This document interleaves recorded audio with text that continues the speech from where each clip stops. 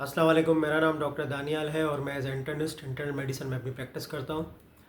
आज का जो टॉपिक है वो बहुत ही कॉमन आजकल सीजनल फ्लू और कॉमन कोल्ड चल रहा है, ख़ास करके पाकिस्तान में, क्योंकि मौसम की बहुत ज़्यादा फ्लक्चुएशन है, ख़ास करके कराची शहर में, क्योंकि यहाँ पे दोपहर को गर्मी और रात को सर्दी हो जाती है।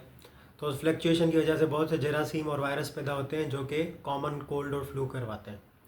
आज हम बात करेंगे कॉमन कोल्ड और फ्लू पे, उन दोनों में क्या फ़र्क है और हमें क्या तदाबीर लेनी चाहिए और क्या ट्रीटमेंट करना चाहिए अगर हमको वो चीज़ हो जाए। तो कॉमन कोल्ड जो है वो किसी भी वायरस से होता है। कोई भी सीजनल वायरस हो रहा है वो कॉमन कोल्ड करवाता है। कॉमन कोल्ड आपके अपर रेस्पिरेटरी ट्रैक्ट जैसे कि नाक, अ, कान, गला, ये सारी चीज़ें, साइनसेस, ये आपके अपर रेस्पिरेटरी ट्रैक्ट में आ रहे हैं। तो इसमें कोई भी वायरस जो इन चीज़ों को अफेक्ट करता है और आपको रनी नोज़ यानी कि नाक का बहना, छींकें और आँखों का बहना, आँखें गीली हो जाना, आँखों से आंसू टपकना छींकों के साथ, नज़ले के साथ, ये सारी चीज़ें जो करवाता है ये कॉमन कोल्ड करवाता है। हल्का सा टेम्परेचर या वीक फील करना या गर्म फील करना, ये सारी चीज़ें कॉमन कोल्ड करवाता है। कॉमन कोल्ड से एक आम अफराद जो है वो 2 से 3 मरतबा साल में अफेक्ट होता है, क्योंकि सीज़न चेंज होते हैं तो जरासीम और वायरसेस पैदा होते हैं जो कॉमन कोल्ड करवाते हैं। अब फ्लू क्या है? कॉमन कोल्ड और फ्लू लोग समझते हैं कि दोनों जो है एक ही चीज़ है।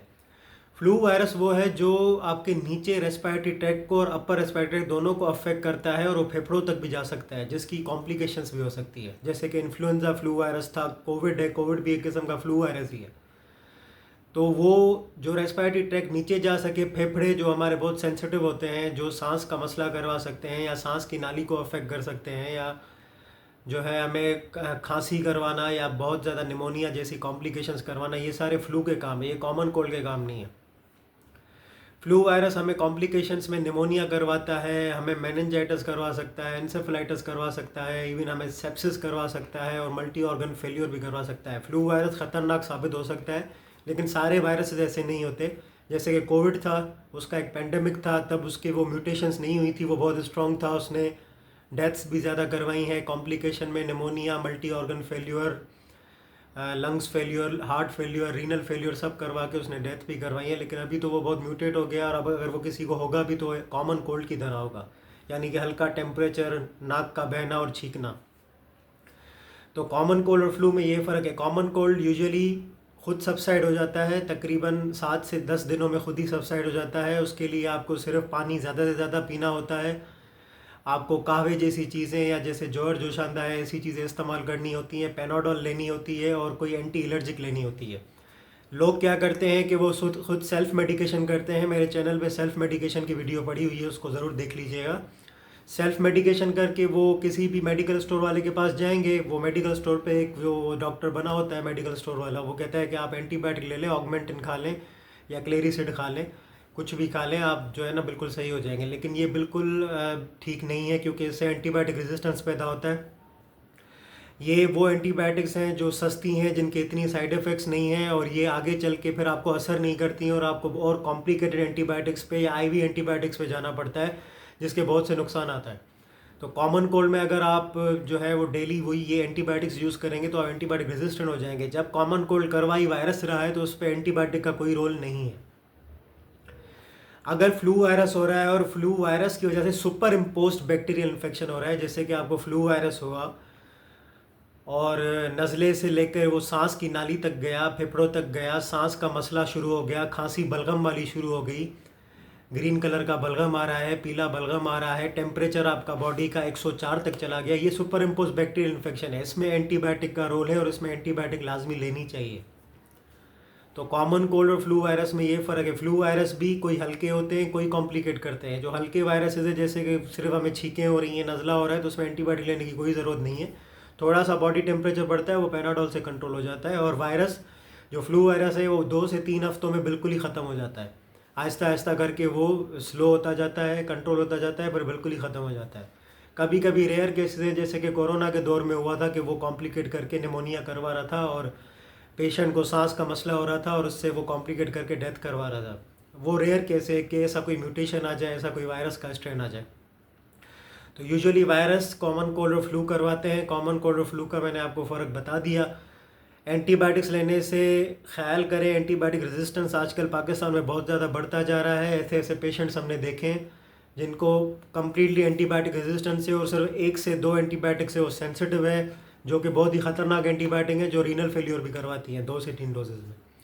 तो एंटीबायोटिक जब लेनी चाहिए वो मैंने आपको बताया कि कौन सी सूरत हाल है उसमें लेनी चाहिए, और डॉक्टर से ज़रूर रुजू करें। डॉक्टर के पास चले जाएं, उनसे पूछ लें आपके एंटीबायोटिक लेने की ज़रूरत है या नहीं है, ख़ुद सेल्फ मेडिकेशन ना करें। और ये सीजनल चेंजेस की वजह से मसला हो रहा है छींकों का, फ्लू का, खांसी का, ये खुद ब खुद चला जाता है। वायरस की ये नेचर है, फितरत है, वो खुद छोड़ता है। अब कोई वायरस 10 दिनों में छोड़ता है, कोई 15 दिनों में छोड़ता है, कोई 2 दिनों में छोड़ के चला जाता है। तो उस पर परेशान होने की कोई ज़रूरत नहीं है। सिर्फ आपको पानी ज़्यादा से ज़्यादा पीना है, गर्म चीज़ें जैसे कि कावा हो गया है वो इस्तेमाल करनी है, आपको एंटी एलर्जिक इस्तेमाल करनी है। आपका नाक बंद है तो डीकंजेस्टेंट इस्तेमाल कर लें, कोई ड्रॉप्स नाक में डाल लें, पैनाडोल ले लें। आपको ऐसे ही काम चलाना है, इसमें घबराने की कोई बात नहीं है। अगरचे फ्लू वायरस है और कॉम्प्लिकेट कर रहा है तो एंटीबायोटिक लेना बहुत ज़रूरी है और डॉक्टर से रुजू करना बहुत ज़रूरी है। तो एंटीबायोटिक रेजिस्टेंस पैदा इस वजह से हुआ है कि हम थोड़ी थोड़ी बात पे एंटीबायोटिक जाके खुद ले लेते हैं और मेडिकल स्टोर वाले के कहने पे लेते हैं। मेडिकल स्टोर वाला कोई एमबीबीएस डॉक्टर नहीं है।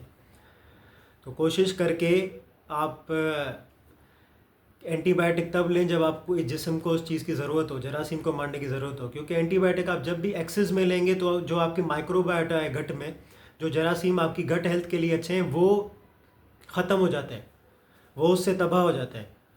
और कुछ ऐसे ख़तरनाक जरासीम पैदा होते हैं जो गट आपकी ख़राब कर देते हैं। आपकी कभी भी खाना हज़म नहीं होता, मोशन रहते हैं, पेट में दर्द रहता है, ज़्यादा गैस खारिज होता है। एंटीबायोटिक आपकी गट को ख़राब करता है जब आप एक्सेस में लेंगे। और ये जो आजकल कॉमन कोल्ड चला हुआ है, छींके, नज़ला, ज़ुकाम हर किसी को, इसके लिए राइनो वायरस आजकल सुना है कि पाकिस्तान में आया हुआ है। राइनो वायरस की वजह से हो रहा है। राइनो वायरस एक आम वायरस है, इसके नाम से परेशान ना हो। ये कोई ख़तरनाक वायरस नहीं है, ये सिर्फ कॉमन कोल्ड करवाता है, छींके करवाएगा, फ्लू करवाएगा, हल्की फुल्की खांसी करवा ली, उसके बाद ये खुद ब खुद 10 से 15 दिनों में चला जाता है। तो उम्मीद है कि आपको ये समझ में आएगी बात कि कॉमन कोल्ड और फ्लू में क्या फ़र्क है और आपको क्या क्या चीज़ें, क्या क्या तदाबीर लेनी चाहिए जब ये मसला आपके सामने आए या कॉमन हो जाए, आप जहाँ जिस एरिया में रह रहे हैं। और कोशिश करके मास्क पहने, हाथ ज़्यादा से ज़्यादा साफ़ करें, सैनिटाइज़ करें।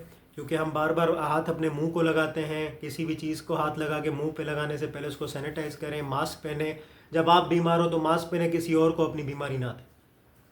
मेरे चैनल को सब्सक्राइब करें, शेयर करें। किसी भी इम्प्रूवमेंट की नीड हो तो कमेंट्स में अपनी राय का इजहार करें। अपना बहुत ज़्यादा ख्याल रखिएगा। अल्लाह हाफ़िज़।